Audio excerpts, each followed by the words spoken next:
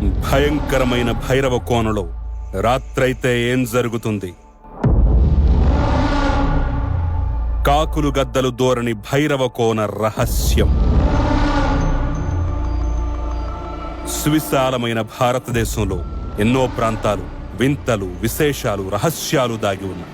అలాంటి వాటిలో భైరవ కోన కూడా ఒకటి.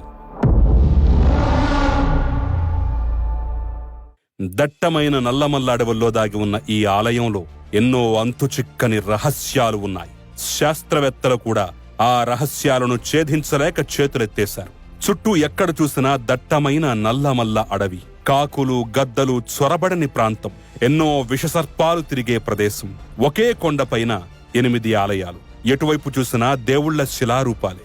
3 ముఖాలు కలిగిన దుర్గాదేవి, బాలభైరవుడు క్షేత్రపాలకుడు. ఈ ఆలయంలో రాత్రి మహా అద్భుతం జరుగుతుంది. దీనిపై ఎన్నో పరిశోధనలు చేసినా ఈ అద్భుతానికి గల కారణాలు మాత్రం దొరకలేదు. ఇంతకీ ఆ పౌర్ణమి నాటి రాత్రి ఏం జరుగుతుంది? ఎన్నో విషసర్పాలు ఉన్నా అవి భక్తులను ఎందుకు ఏమీ చెయ్యవు? అసలు ఈ ఆలయంలో దాగి ఉన్న రహస్యాలేంటో ఈ వీడియోలో క్లుప్తంగా తెలుసుకుందాం.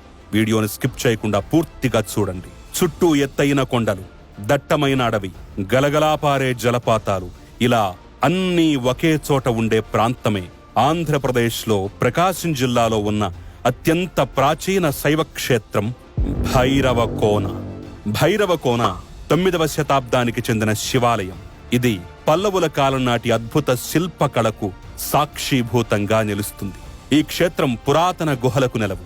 250 చదరపు కిలోమీటర్ల విస్తీర్ణంలో ఉన్న ఈ అరణ్యంలో ఎక్కడ చూసినా దేవీ దేవతల శిలారూపాలే కనిపిస్తుంటాయి. ఇక్కడ ఒకే కొండలో 8 ఆలయాలు నిర్మించారు. ఒక కొండలోనే 8 ఆలయాలు చెక్కిన వైనం ఎంతో అపురూపంగా అనిపిస్తుంది. అందులో 7 ఆలయాలు తూర్పు ముఖంగా ఉంటే ఒకటి మాత్రం పడమర ముఖం కలిగి ఉంటుంది.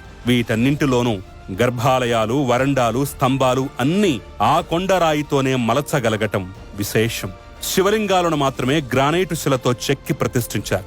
ఇక ఈ 8 ఆలయాల్లో శివుడు శశినాగలింగం, రుద్రలింగం, విశ్వేశ్వరలింగం, నాగేశ్వరలింగం, భార్గవేశ్వరలింగం, మల్లికార్జునలింగం, పక్షిమాలికాలింగం, ఇలా 8 విభిన్న రూపాల్లో కనిపిస్తాడు. ఈ క్షేత్రంలోని శశినాగలింగాన్ని దర్శిస్తే ఎటువంటి నాగదోషాలైనా తొలగిపోతాయని భక్తుల నమ్మకం. 8వ గుహాలయానికి వెలుపల ఒక పక్క బ్రహ్మదేవుడు, మరోపక్క శ్రీ మహావిష్ణువు రూపాలు చెక్కాడు. ఈ కొండ ప్రాంతంలోనే భార్గవమణి అనే ముని తపస్సు చేయటం వల్ల పరమశివుడే ఇక్కడ భార్గవేశ్వరుడిగా వెలిశాడని భక్తుల నమ్మకం. ఈ 8 ఆలయాల మధ్య దుర్గాదేవి ఆలయం ఉంటుంది. ఈ ఆలయంలో దుర్గాదేవి 3 ముఖాలు కలిగి ఉంటుంది. ఈ ఆలయానికి దగ్గరలోనే ఒక సెలయేరు పారుతూ ఉంటుంది. కార్తీక పౌర్ణమి రోజు రాత్రి ఇక్కడ ఒక అద్భుతం జరుగుతుంది. చంద్రకిరణాలు ఇక్కడ దుర్గామాతపై పడతాయి. కార్తీక పౌర్ణమి రోజు రాత్రి 7 గంటల నుంచి 9 గంటల ప్రాంతంలో వెలుపల ఉన్న నీటి గుండంలో చంద్రకిరణాలు పడి పరావర్తనం చెంది అమ్మవారిని తాకుతాయి. అద్భుతమైన ఈ దృశ్యాన్ని వీక్షించటానికి ఎందరో భక్తులు తరలివస్తారు. అయితే కేవలం కార్తీక పౌర్ణమి రోజు మాత్రమే ఈ కిరణాలు ఎందుకు అమ్మవారిని తాకుతాయి? మిగతా పౌర్ణమి రోజుల్లో ఈ అద్భుతం ఎందుకు జరగదు అని శాస్త్రవేత్తలు పరిశోధనలు చేసినప్పటికీ అది అంతుచిక్కని రహస్యంగానే మిగిలిపోయింది.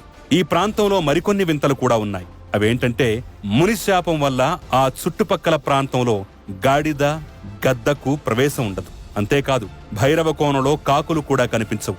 చుట్టూ దట్టమైన అడవి, కొన్ని వేల రకాల చెట్లు ఉన్నప్పటికీ ఈ క్షేత్రంలో మాత్రం వేప చెట్టు ఎక్కడా కనిపించదు. ఈ దట్టమైన అరణ్యంలో కొన్ని వేల విషసర్పాలు కూడా ఉంటాయి. కానీ ఆ సర్పాలు భక్తులను ఏమీ చెయ్యవు.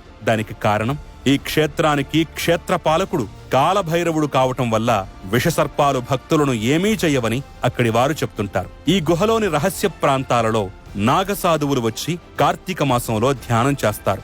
సామాన్యులకు వారిని దర్శించటం అసాధ్యం. ఈ క్షేత్రం చుట్టూ 3 కొండలు ఉన్నాయి. ఈ 3 కొండల్లో మొత్తం 101 శివలింగాలు, 101 కోనేరులు ఉన్నట్లుగా స్థానికులు చెప్తారు. శివరాత్రి పర్వదినాన ఈ క్షేత్రంలో ప్రత్యేక పూజలు నిర్వహిస్తారు. ఆ రోజు భక్తులు పక్కనే ఉన్న సెలయేటిలో స్నానం చేసి ఆ పరమశివుణ్ణి దర్శించుకుంటారు. అలా చేయటం వల్ల సర్వరోగాలు నశిస్తాయని భక్తుల నమ్మకం.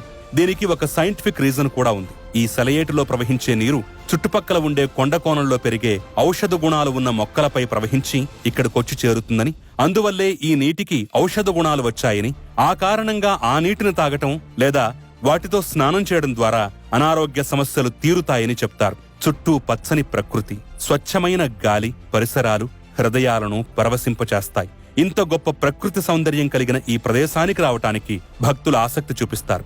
భైరవకోన కేవలం ఆధ్యాత్మికంగానే కాకుండా పర్యావరణ ప్రేమికులను కూడా ఆహ్వానిస్తోంది. కానీ రాత్రి సమయంలో ఇక్కడ బస చేయటానికి ఎలాంటి ఏర్పాట్లు అందుబాటులో లేవు. భైరవకోనకు చేరుకోవటానికి బస్సు సౌకర్యం కూడా ఉంది. ఒంగోలు నుండి నేరుగా భైరవకోనకు బస్సు సదుపాయం ఉంది. సొంత వాహనాల్లో వెళ్లే వారికి కూడా పార్కింగ్ సౌకర్యం అందుబాటులో ఉంది. వాహనాలను నిలిపే చోట పెద్ద హనుమంతుడు ఆశీర్వదిస్తూ ఆహ్వానం పలుకుతుంటాడు. ప్రకృతిని, పరమేశ్వరుణ్ణి ప్రేమించేవారు తప్పక దర్శించవలసిన క్షేత్రం భైరవకోన.